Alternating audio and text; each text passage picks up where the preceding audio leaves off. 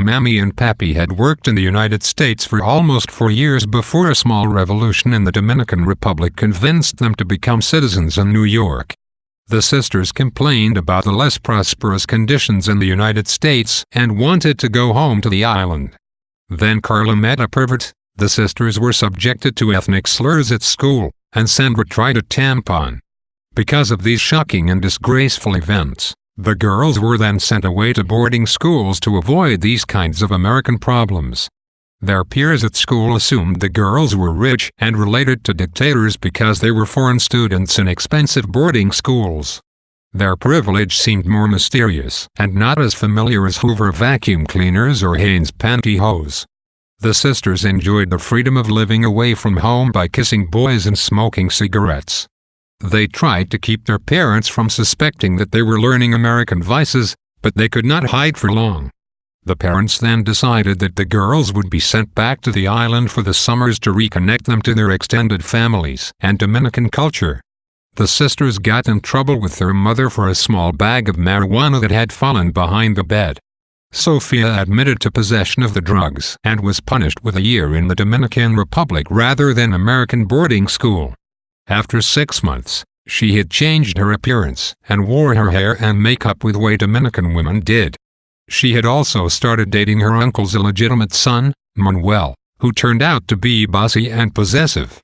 When they went to the island for Christmas, the 3 other sisters felt outraged by his sexist and provincial Dominican attitudes toward women and tried to humiliate him by drawing on their American feminism.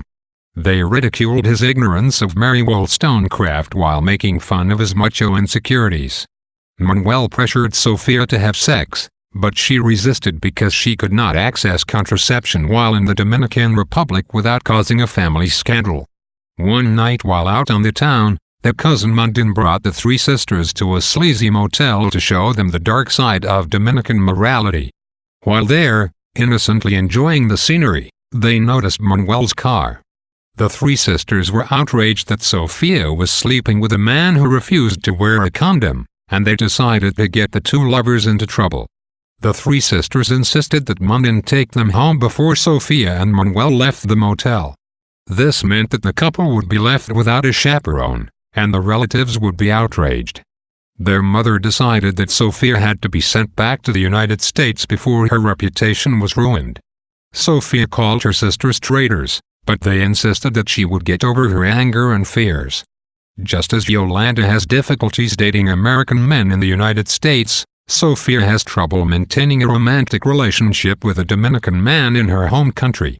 The 4 sisters have been exposed to casual attitudes toward sex and drugs in the United States, as well as concepts of feminist equality that don't translate easily into Dominican culture.